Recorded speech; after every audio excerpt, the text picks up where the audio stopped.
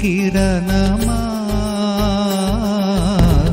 Calvary తేజమా. విశ్వాసమనున్నది భక్తి జీవితంలో చాలా ప్రాముఖ్యమైనది. కొందరు నన్ను అడిగిన క్వశ్చన్ కూడా, మాకెందుకని ఒక్కొక్కసారి విశ్వాసం ఉండట్లేదు దేవుని మీద. ఒక్కొక్కసారి విశ్వాసం ఉంటుంది, ఒక్కొక్కసారి విశ్వాసం ఉండట్లేదు. కొన్ని విషయాల్లో మేము ఆయన్ని నమ్మలేక, విశ్వసించలేక మా సొంత నిర్ణయాలు తీసుకుంటున్నాం. నేనేమంటున్నానంటే, ఈరోజు యేసు ప్రభువుల వారిని విశ్వసించేది నువ్వు ఒక్కడివి, నువ్వు ఒక్కదానివి కాదు. టోటల్ ప్రపంచమంతా. ఒక కులం, ఒక మతం కాదు, అన్ని కులాలు, మతాలు. పేదలు, ధనికులు కాదు, లోకములో ప్రజలంతా. కాబట్టి యేసు ప్రభువుల వారు గొప్ప దేవుడు కాకపోతే, ఆయన ద్వారా మేలులు కలగకపోతే, ఆశీర్వాదాలు ప్రజలు చూడకపోతే, ఇంతమంది క్రీస్తు ప్రభువుల వారి మీద విశ్వాసాన్ని ఉంచేవారు కాదు. ఒక వ్యక్తి అంటాడు, నా దాసుడికి బాగులేదు, నీవు ప్రార్థన చేస్తే బాగుపడతాడు అన్నప్పుడు యేసు ప్రభువుల వారు వెళ్దాం పదంటే ఆయన అంటాడు, నీవు నా ఇంటికి రావాల్సిన అవసరత లేదు. నా కింద చాలామంది పనివారు ఉన్నారు, నేను ఒకరిని రమ్మంటే వస్తాడు, పొమ్మంటే పోతాడు. అయినప్పటికీ నేను కోరుకునేది ఏంటంటే, నువ్వు నా ఇంటికి రావాల్సిన అవసరత లేదు, నీవు ఇక్కడుండి నా దాసుడు బాగుపడతాడని చెప్పినా అతనికి స్వస్థత కలుగుతుంది అన్నాడు. అప్పుడు యేసు ప్రభువుల వారు ఆశ్చర్యపోయి, ఇంత గొప్ప విశ్వాసం నేను చూడలేదు అని చెప్తాడు.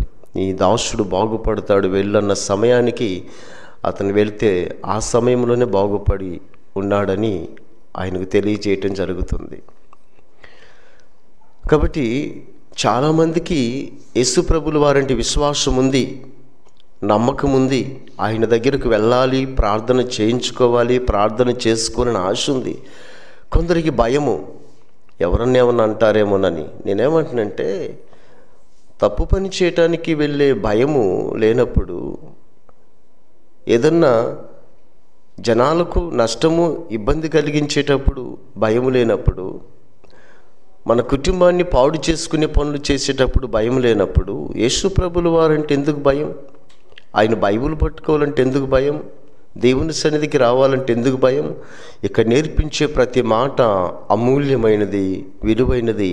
నువ్వు 100 కోట్లు ఇచ్చినా నీకు ఎక్కడ ఈ పాఠాలు చెప్పరు. నీ జీవిత కాలం అంతా నీకు మేలు చేస్తాయి.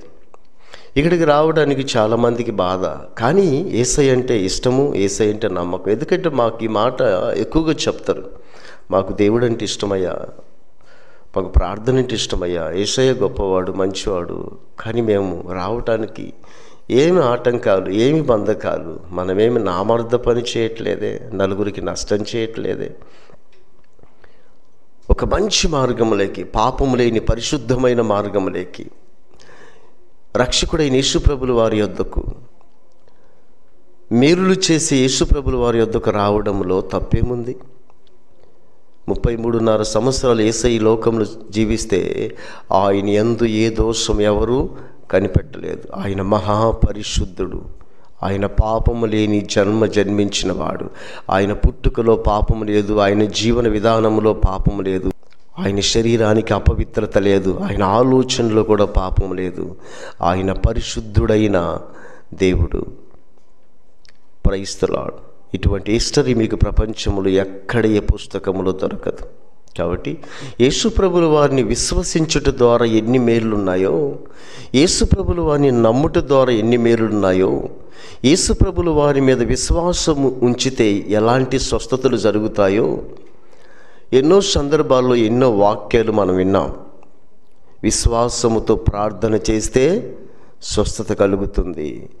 నీవు యేసు ప్రభువుల వారి దగ్గరకు వచ్చి విశ్వాసం ఉంచితే నీకు మేలు కలుగుతుంది. విశ్వాసము ద్వారా కలగని కార్యము, జరగని అద్భుతము లేదు. యేసు ప్రభువుల వారు అంటాడు, నీవు నమ్మిన ఎడల నమ్మువానికి సమస్తము సాధ్యమే. ఏదైనా చేయగలడు, ఆయనకు అసాధ్యమైనది ఏదీ లేదు. నీకు ఎంత విశ్వాసం ఉందో చూసుకో. నీకు ఎంత విశ్వాసం ఉంటే అంత ఆయన దగ్గర నుంచి పొందుకోవచ్చు.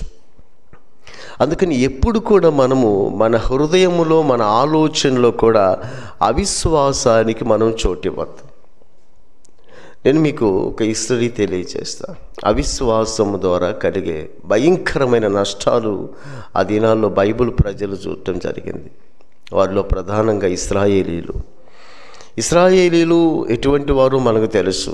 ఇశ్రాయేలీలను దేవుడు ప్రత్యేకంగా ఏర్పరుచుకున్నాడు. నేను చాలాసార్లు చెప్పాను, ఒక ఇశ్రాయేలీని దేవుడు ఎందుకు ఏర్పాటు చేసుకోవాలి అని మీరు అనుకుంటే కాదు.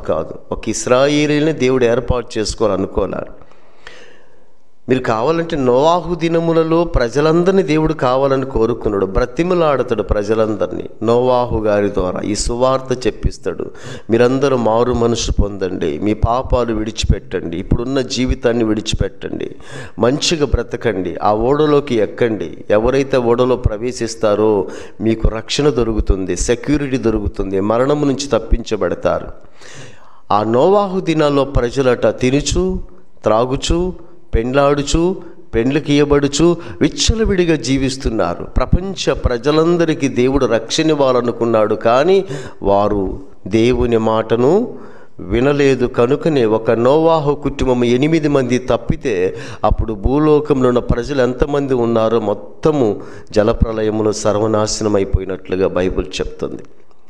ప్రారంభంలో దేవుడు అందరూ కావాలని కోరుకున్నాడు. తర్వాత కాలంలో దేవుడు ఇలాగ కాదు, ఒక వ్యక్తిని ఏర్పాటు చేసుకొని ఆ వ్యక్తిని ఆశీర్వదిస్తే ఆ వ్యక్తిని చూసిన ప్రజలు నా యుద్ధకు వస్తారన్న ఉద్దేశంతో ఒక దైవజనుని ఏర్పాటు చేసుకొని ఎలాగ ఆత్మని రక్షించాలనుకున్నాడో ప్రభు, అలాగ దేవుడు అబ్రహాముని ఏర్పాటు చేసుకున్నాడు. అబ్రహాము ద్వారా ప్రజలందరూ నన్ను తెలుసుకోవాలి, అబ్రహాము ద్వారా నేనేంటో ప్రజలకు తెలియాలి, అబ్రహాముని నేను నా బిడ్డగా చేసుకొని అబ్రహాముకు నేను చేస్తున్న మేలు ఉపకారాలన్నిటిని బట్టి నేనే శక్తిగల దేవుణ్ణని ప్రజలు తెలుసుకుంటారు అన్న ఉద్దేశంతో మెసొపొతామియా ప్రాంతంలో ఊరు అనే పట్టణంలో అబ్రహామును దేవుడు పిలిచి అబ్రహాము ద్వారా నా శక్తి ఏంటో చూపించాలనుకున్నాడు. నేను అదే చెప్తాను, నువ్వెందుకు బాప్తీసం తీసుకున్నావు, నువ్వెందుకు ముందు రక్షించబడ్డావు నీ కుటుంబంలో, ఈ గ్రామంలో అంటే నీ ద్వారా దేవుడు తన శక్తిని ప్రజలకు చూపించాలనుకున్నాడు. అలాగే అబ్రహాము ద్వారా అబ్రహాము కుమారులు, అబ్రహాము వంశము, అబ్రహాము తర్వాత ఇస్సాకు, ఇస్సాకు తర్వాత యాకోబు, యాకోబు తర్వాత ఆయనకు 12 మంది కుమారులు, వారి ద్వారా లక్షల మంది ఇశ్రాయేలు ప్రజలు. ఆ ప్రజలను నా ప్రజలను దేవుడు పిలుచుకొని ఇశ్రాయేలీల ద్వారా ఐగుప్తీయులకు దేవుడు అంటే ఎలా ఉంటాడో తెలియజేయాలనుకున్నాడు. ప్రపంచ ప్రజలందరికీ ఆయన శక్తిని చూపించాలనుకున్నాడు. మీరు అప్పుడప్పుడు ప్రార్థన చేస్తుంటారు, అయ్యా నేనైతే మారా, నా ఇంట్లో వారు మారలేదు, నా గ్రామస్తులు మారలేదు, నా బంధుజనాంగం మారలేదు, నా ప్రజలు మారలేదు అని మీరు బాధపడుతూ ప్రభుకు మొరపెడుతూ ఉంటారు. నేను ఒక మాట చెప్పాను దేవుని బిడ్డరా, చాలా ప్రాముఖ్యమైన మాట. దానికంటే కూడా ఇంకా ప్రాముఖ్యమైన సంగతి ఒకటి ఉంది. నువ్వు ప్రార్థన చేయటం చాలా మంచిది, నీ వారు ప్రజలు మారాలి అని. అబ్రహాము గురించి చెప్తూ నేను ఈ విషయం మీకు చెప్తా ఉన్నా. దానికంటే ప్రాముఖ్యమైన సంగతి ఒకటి మర్చిపోయిన మనం. ముందు నువ్వు మారితే ఆటోమేటిక్గా నీ ప్రజలు మారిపోతారు. చాలా ఇంపార్టెంట్ అని ఇది. మీరు ఎప్పటికీ గుర్తుపెట్టుకోండి. పేతురు భక్తుడు కూడా ఇదే చెప్తాడు, నువ్వు మారితే నీ భర్త మారుతాడు.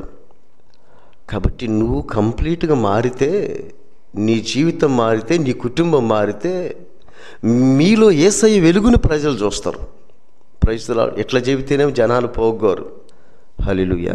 ఈ మాటలేనండి పరలోకానికి వెళ్ళడానికి చాలా ప్రయోజనకరమైన. మిగతా అన్ని డూప్లికేటే. రోగాలు వస్తుంటాయి, పోతుంటాయి, స్వస్థత జరుగుతుంటే మళ్ళీ రోగం వస్తుంది, మళ్ళీ కొబ్బరి నూనె పూసుకుంటాం, మళ్ళీ వస్తుంది. అస్సలు మన మనసు మారితే యేసయ్య నీ ఇంట్లో, నీ ఒంట్లో ఉంటాడు. మొత్తం ఆశీర్వాదాలు నీ ఇంటి నుండి ఎటు చూసినా బంగారమే. ఇల్లంతా బంగారం అని ఒక సామెతను చూడు, పట్టుకున్నదల్లా బంగారమే.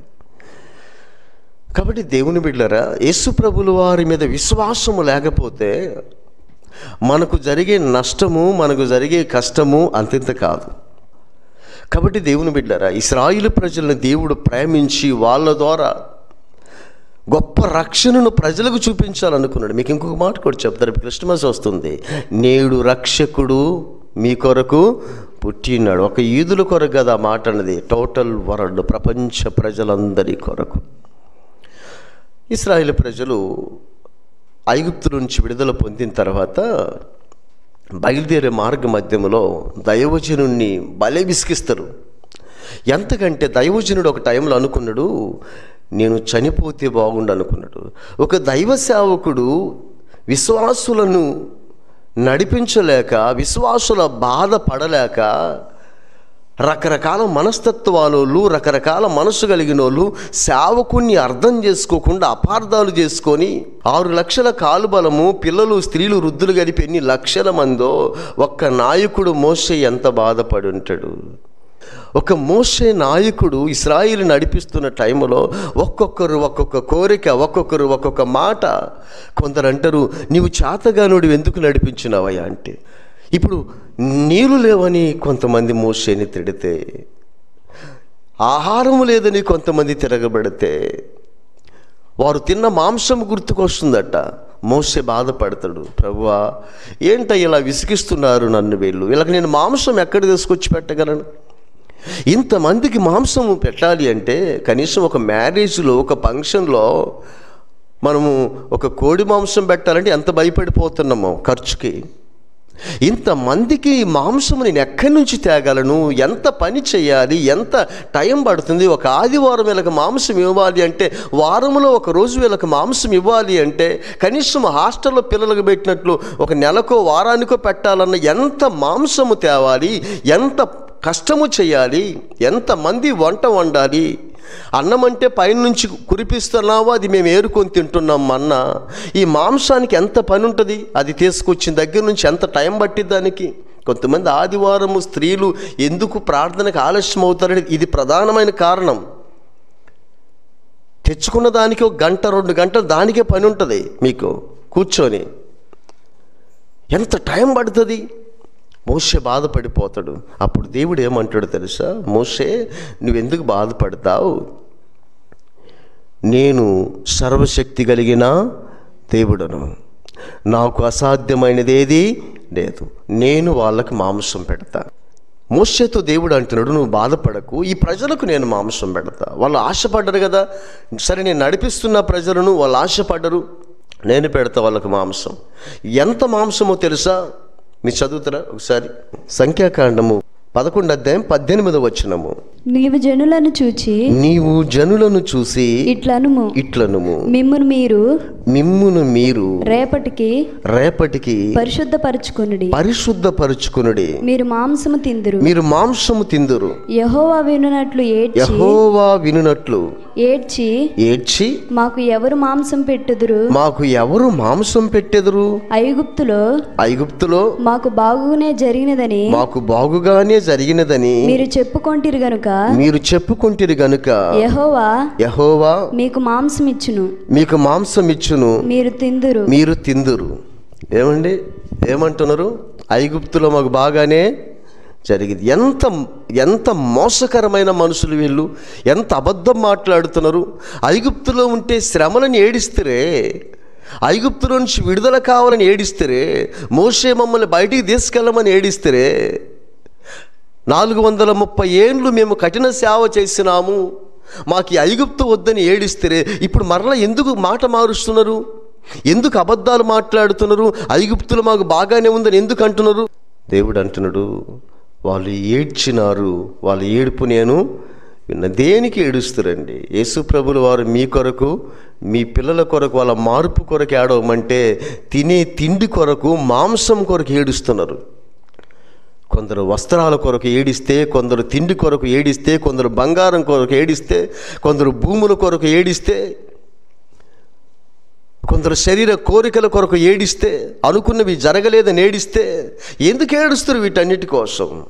నువ్వు ఏడవలసింది ఒకటే, నీలో పాపము పోయి నువ్వు పరిశుద్ధంగా బ్రతకడానికి ఏడ్చాలి. మిగతా అన్ని దేవుడు ఇస్తాడు నీకు. ఏడుస్తున్నారంటే అందరూ ఒకరినొకరు పట్టుకొని, ఒరే మాంసం దీని అన్నాళ్ళు అయిందిరా, ఐగుప్తుల బ్రహ్మాండంగా ఉందిరా. మోషే బాధపడితే దేవుడు మాట్లాడతాడు, సేవకుడు కదా నువ్వు బాధపడగాక మోషే, నేను ఇస్తా వాళ్ళకి. ఎన్ని రోజులు తెలుసా? ఒకసారి ఆ మాట కూడా చదువుదాం దేవుని బిడ్డారా. నేను మాంసం ఇస్తా. 19వ వచనం చదువుకుందాం. ఒక్క దినము కాదు, 1 దినము కాదు, 2 దినములు కాదు, 2 దినములు కాదు, 5 దినములు కాదు, 5 దినములు కాదు, 10 దినములు కాదు, 10 దినములు కాదు, 20 దినములు 20 దినములు కాదు, 1 నెల దినముల వరకు, 1 నెల దినముల వరకు, అనగా అది మీ నాసిక రంధ్రములలో నుండి, అది మీ నాసిక రంధ్రములలో నుండి వచ్చి మీకు అసహ్యము పుట్టు వరకు, మీకు అసహ్యము పుట్టు వరకు దానిని తిందురు.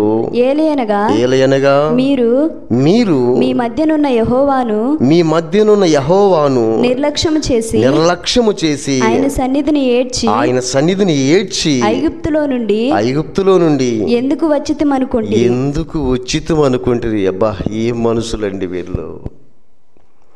పాలు తేనెలు ప్రవహించే శ్రేష్టమైన దేశానికి నడిపిస్తూ ఉంటే, మార్గములో రాయి కూడా తగలకుండా నడిపిస్తూ ఉంటే, పగలు మేఘస్తంభము, రాత్రి అగ్నిస్తంభము, పైన మంచు పడకుండా, వర్షం పడకుండా, ఎండ దెబ్బ తగలకుండా నడిపిస్తూ ఉంటే, కాలు వాయకుండా, బట్టలు పాతగిలకుండా 40 సంవత్సరాలు నడిపిస్తూ ఉంటే ఎంత బాధ పెట్టినారండి దేవుణ్ణి. కేవలము ఒక పూట తింటే అరిగిపోయే మాంసానికట్ట ఏడుస్తున్నారంట దేవుని మీద, తిరగబడుతున్నారంట దైవజనుని మీద. ఆయన కోపం వచ్చి చెప్పింది మాట, రే నాయన, మీకు 1 రోజు కాదు, 2 రోజులు కాదు, 10 రోజులు కాదు, 20 రోజులు కాదు, నెల రోజులు మీరు మాంసమే తింటారు. మిగతా ఇంకే కూరగాయలు ఉండవు మీకు. అందరూ అంతే కదండి. మంచి వద్దు, చెడే కావాలి. మంచి మాటలు వద్దు, చెడు మాటలే కావాలి. మంచి మార్గం వద్దు, చెడు మార్గమే కావాలి. నిర్గమకాండం 16:4 వచనము. యెహోవా మోషేను చూసి ఇదిగో నేను ఆకాశము నుండి మీ కొరకు ఆహారము కురిపించెదను. వారు నా ధర్మశాస్త్రమును అనుసరించి నడుతురో లేదో అని నేను వారిని పరీక్షించినట్లు ఈ ప్రజలు వెళ్ళి ఏనాటి బత్తెము ఆనాడే కూర్చుకోవలెను. మామూలుగా అయితే భూమి నుండి మనకు ఆహారం వచ్చేది. దేవుడు అంటున్నాడు, నా ప్రజలు గనుక, నన్ను నమ్ముకున్నారు గనుక, వీళ్ళకు భూమి నుంచి కాదు నేను ఆహారం ఇచ్చేది, ఆకాశము నుంచి కురిపిస్తా ఆహారాన్ని. అయితే ఒకటి గుర్తుపెట్టుకోండి, వీళ్ళని పరీక్షిస్తా. దేవుడు ప్రతి విశ్వాసిని, ప్రతి సేవకుణ్ణి ప్రతి సమయములో ఖచ్చితంగా నిన్ను పరీక్షిస్తాడు. పాస్ అయినవో విజయం నీదే, ఫెయిల్ అయినవో చాప్టర్ క్లోజ్. దేవుడు అన్నాడు ఇక్కడ, నేను ఆహారాన్ని ఆకాశం నుంచి కురిపిస్తాను, అయితే పరీక్షిస్తాను. ఎలా పరీక్షిస్తాను అంటే, ఏ రోజు ఆహారం ఆ రోజే కూర్చుకోవాలి. చాలా పడిద్ది. ఉదయాన్నే వెళితే నిద్రలేసి బయటికి వెళ్ళగానే చెట్ల మీద పడి ఉంటుందంట ఆహారం, చాలా తీయగా తేనెలాగా ఉంటుందట, చాలా పడిద్ది. కానీ ఎవరు ఎంత తింటారో అంతే తెచ్చుకోవాలి, ఎక్స్ట్రా తెచ్చుకోకూడదు. 6 రోజులు ఎవరు ఎంత తింటారో, చిన్నపిల్లలు ఎంత తింటారు, యవనస్తులు ఎంత తింటారు, వృద్ధులు ఎంత తింటారు, అంతే తెచ్చుకోవాలి. తలా 1 ఓమేరు చొప్పున. ఎగస్ట్రా తెచ్చుకుంటే మాత్రము అది తెల్లారేసరికి ఉండదు, కంపు కొట్టిపోద్ది, పురుగులు పడుతుంది. ఇక్కడ ఎందుకని ఎక్కువ తెచ్చుకోవద్దు అంటాడు. ఉదాహరణకి మనం ఏమనుకుంటాం, బియ్యం లేవు, ఒక 10 బస్తాలు వేసుకున్నాం అనుకోండి, ఇంట్లో ఉంటాయి కదా. ఏదైనా ఇంట్లో ఆహార వస్తువులు లేవు, ఎక్కువ తెచ్చిపెట్టుకుని నెలమోయిన ఉంటాయి కదా. వస్త్రాలు లేవు, 4 జతలు కుట్టించుకుంటూ ఉంటాయి కదా. కానీ దేవుడు అక్కడ ఈ ఆప్షన్ ఇవ్వలే వీళ్ళకి. ఆహారం అయితే ప్రతిరోజు ఇస్తా మీకు, కానీ ఏ రోజు ఎంత కావాలో అంతే కూర్చుకోవాలి. ఎందుకు ఆ మాట చెప్పిండు తెలుసా? ప్రతిరోజు నేను ఆహారం, ఇప్పుడు ఏడ్చిరు కదా మాకు ఆహారం ఎవరు పెడతారని, నేను పెడతా ఆహారం. దేవుడు అన్నమాట, ప్రతిరోజు పెడతా. నేను ప్రతిరోజు మీకు ఆహారం ఇస్తానని మీరు నమ్ముతురా? చెప్పండి, నమ్మరా? మీరు ప్రతిరోజు నేను ఆహారం ఇస్తానని నమ్మితే ఏ రోజు ఆహారాన్ని ఆ రోజు తీసుకెళ్ళండి. మీరు నమ్మకపోతేనే కదా రేపు ఇస్తాడో లేదని డౌట్ ఉంటేనే కదా, నీకు అవిశ్వాసం ఉంటేనే కదా 2 రోజులు ఒకే రోజు తీసుకెళ్ళేది. ఇంకొక ఆప్షన్ కూడా ఉంది, 6వ రోజు మాత్రం 2 రోజులు తీసుకెళ్ళవచ్చు. ఎందుకు? 7వ రోజు విశ్రాంతి దినము, ఏమి పని చేయకూడదు. మరి 6వ రోజు తీసుకెళ్ళింది 2వ రోజుకి కంపు కొట్టదా? ఆ 1 రోజుది కంపు కొట్టదు. నేను అందుకే చెప్తున్నా, నువ్వు 6 రోజులు పనిచేసి 7వ రోజు దేవునికి ఇవ్వు, నీ జీవితం కంపు కొట్టదు ఎప్పుడు కూడా. ఇంకా నువ్వు 7వ రోజు కూడా ఏదో సంపాదించి పరిగెత్తిన బట్టి కంపే ఇంకా. కాబట్టి దేవుని బిడ్డారా, ఇది వీళ్ళకి ఇచ్చిన ఆజ్ఞ. ఇప్పుడు మాంసంలో కూడా ఇదే ఆజ్ఞ. ఏంటది? మీరు ఏనాటి మాంసం ఆనాడే కూర్చుకోవాలి. 1 దినము కాదు, 2 దినములు కాదు, 10 దినములు కాదు, 20 దినములు కాదు, నెల దినములు అన్నాడు కదా. మరి నువ్వు ఎంత తింటావు? 1 కేజీ తింటావు ఆ మాంసం, తెచ్చుకో, శుభ్రంగా వండుకుని తిని అయిపోవాలి, ఆ రోజు మిగలకూడదు. ఇశ్రాయేలుకి ప్రతిసారి ఇదే చెప్పిండు దేవుడు. 2 కేజీలు తింటావా? తెచ్చుకో, మిగతా వదిలేసి తెచ్చుకో మాకు, నేను ఇస్తా మరలా మరుసటి రోజు కూడా. నీకు నమ్మకం ఉంటే ఆకాశ పక్షులు చూడు విత్తవ నాటకు వాటికి సమృద్ధిగా ఇస్తున్నా, నేను ఇస్తా మీకు నేను. ఇక్కడ పరీక్ష జరిగింది ఇశ్రాయేలీలకు. నా దేవుని బిడ్డారా, ఫస్ట్ టైం మాంసం గురించిందండి. ఎప్పటి నుంచి ఆకలితో ఉన్నారు కదా, ఆకలితో మాంసం తినాలని ఆపేక్షతో ఉన్నారు కదా. ఒక్కసారిగా ఈ పూరేళ్ళు అనే పెట్టెలు ఆ పాలెం మీదకి వచ్చిన తర్వాత, వారి గృహాల్లోకి వచ్చిన తర్వాత, ఇంకా చూడండి దేవుని బిడ్డలారా వాళ్ళ పరిస్థితి ఎలా ఉందో. సంఖ్యాకాండము 11:32 కావున జనులు ఆ దినమంతయు ఆ రాత్రి అంతయు మరుసటి దినమంతయు లేచి ఆ పూరేలను కూర్చుకొనుచుండిరి. తక్కువ కూర్చుకొనినవాడు 100 తూములను కూర్చుకొనెను. తరువాత వారు తమ కొరకు పాలెము చుట్టూ వాటిని పరిచిరి. ఏమండి, బాగా అర్థం చేసుకోవాలి మీరు. ఒక మనిషి తినడానికి ఎంత టైం కూర్చుకోవచ్చు? పూరీలు పెట్టెల్ని ఒక మనిషి తినడానికి ఎంత టైం కూర్చుకోవచ్చు? అవి దగ్గరికే వస్తాయి, పట్టుకుంటాయి. ఒక 2 పెట్టెలు సరిపోవా? సరే 4 పెట్టెలు వేసుకోండి, ఎంత టైం పట్టిద్ది? వీళ్ళు ఎంత టైం కూర్చుకున్నారట వీళ్ళు? లేచి ఆ దినమంతయు ఆ రాత్రి అంతయు మరుసటి దినమంతా 3 పూట్ల అవి పోగు చేసుకునే పనిలోనే ఉన్నారు మన ప్రజలు. అంటే వీళ్ళకి దేవుడి మీద నమ్మకము లేదు. చాలామంది ప్రార్థనకు వచ్చి అంతరాలు వేయించుకునే వాళ్ళు వీళ్ళే, ప్రార్థనకు వచ్చి నిమ్మకాయలు దొక్కించోళ్ళు వీళ్ళే, ప్రార్థనకు వచ్చి కొబ్బరికాయలు కొట్టేళ్ళు వీళ్ళే, ప్రార్థనకు వచ్చి గుమ్మడికాయలు ఏల తీసుకునేది వీళ్ళే, ప్రార్థనకు వచ్చి ఇంటి మీద దిష్టి బొమ్మలు పెట్టేది వీళ్ళే. వీళ్ళకి దేవుడి మీద నమ్మకం ఉండదు. ఇటు పునాదేసేటప్పుడు ప్రార్థన చేపిస్తారు, లోపల నానా రకాల విత్తనాలు గింజలు వేస్తారు, ముహూర్తాలు చూపిస్తారు. నేనంట ప్రార్థన చేసిన తర్వాత ముహూర్తాలు గీర్తాలు జాంతనాయి, అసలు ఏం పనికిరావేడా. అంతరాలు మంత్రాలు తంత్రాలు, ఏ గుమ్మడికాయలు, ఏ జల్లడాకులు, ఏ యాపాకులు, ఏ తంగెడాకులు, ఏ చెత్త చెదారము, ప్రార్థనలు మొత్తం కాలి బూడిదై భస్మమైపోతాయి. అంతకు మించింది అవిశ్వాసము. ఇస్తా మీకు 4 రోజులని చెప్పిన మాటను వెంటనే మర్చిపోయి 3 పూట్ల నిద్ర మానుకొని ఆల్ నైట్ చేసిరు వీళ్ళు మాంసం మీద. ఏమండి, చరిత్ర బైబిల్లో రాయబడింది, నేను చదువుతుంది మీకు చెప్పింది. దేవుడు బాధ రాయించిండు బైబిల్లో. ఏరుకున్నారట, ఏరుకొని ఏం చేశారట, అంత వండుకొని తిని పాలెము చుట్టూ ఎండబెట్టుకుంటున్నారంట. ఇలాంటి జనాలు అందరు కాదు, అందరూ లేరటువంటి వాళ్ళు, వారిలో కొందరు ఉన్నారు. ఎవరైతే దేవుని మీద నమ్మకం ఉంచకుండా అవిశ్వాసముతో అలాగా మాంసాన్ని కూర్చుకున్నారో. 33 వచనం చదువు, 11:33 వచనం, సంఖ్యాకాండం 11:33. ఆ మాంసము ఇంకా వారి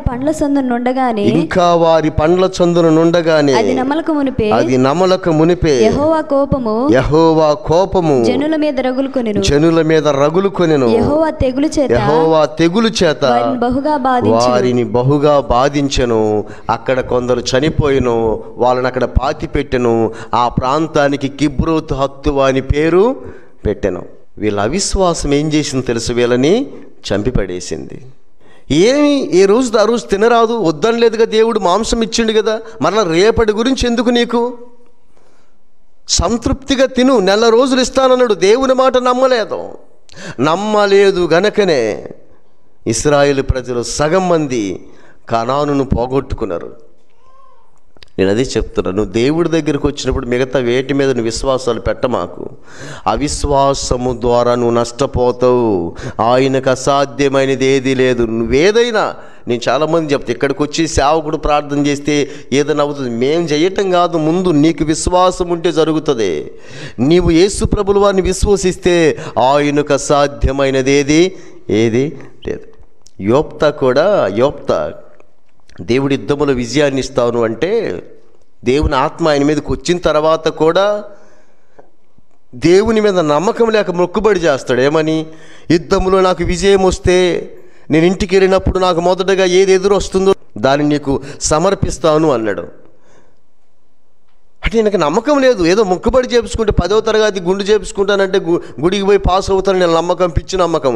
నువ్వు గుండు చేపించుకున్నా పాస్ అవుతావు, బాగా చదివితే, చేపించుకోకపోయినా పాస్ అవుతావు. ముందు బాగా చదువు. ఈ పిచ్చి పిచ్చి నమ్మకాలు ఇవన్నీ దేవుడు కూడా మేలు చేయడు, యేసుప్రభుల వారు మేలు చేయడు. కాబట్టి ఈయన నమ్మకం ఏంటి? ఒకవేళ యుద్ధంలోకి గెలవాలి అంటే ఈ విధంగా మొక్కుకోలేమో. ఎవడు మొక్కుకోమన్నాను నిన్ను? ప్రభు ఒక మాట అంటాడు, నీవు అనాలోచితముగా మొక్కుబడి చేయకు.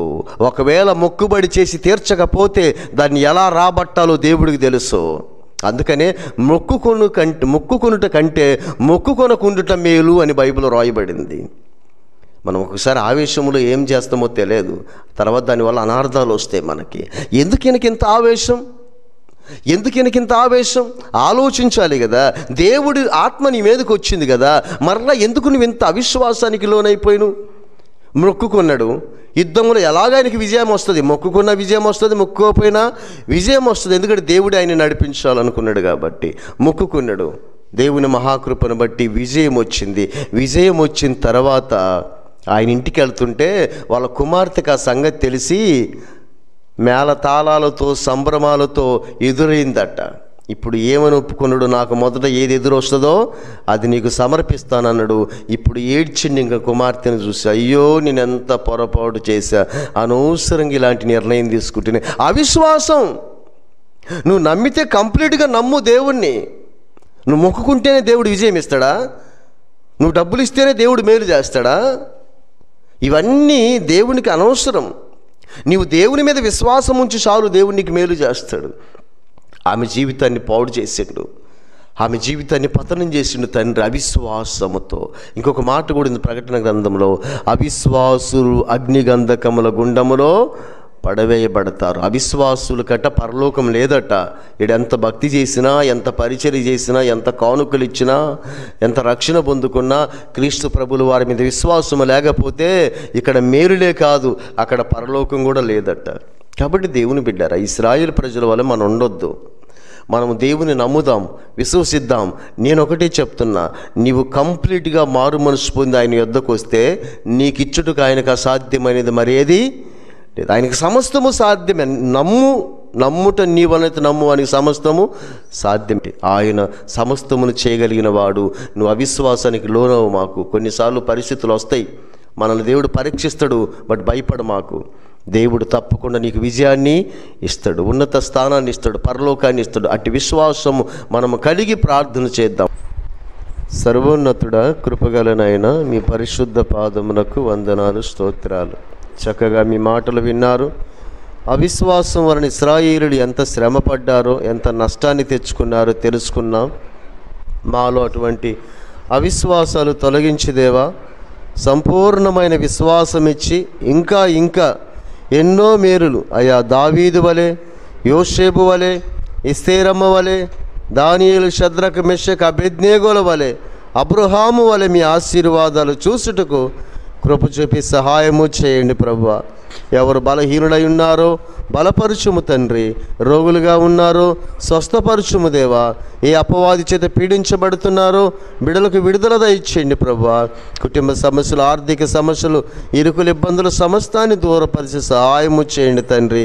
మీ నెమ్మది, సమాధానము, మీ కృపాక్షేమము, అన్నిటికంటే గొప్ప విశ్వాసము ప్రజలకు, బిడ్డలకు మీ మీద అనుగ్రహించి సహాయము చేయండి. స్తోత్రాలు దేవా. మీ కృపా సమాధానం మేరుడు దయచేసి సహాయము చేయమని యేసయ్య నామములో అడిగి వేడుకొనుచున్నాము తండ్రి, ఆమేన్. నీ వాక్యము యేసయ్యా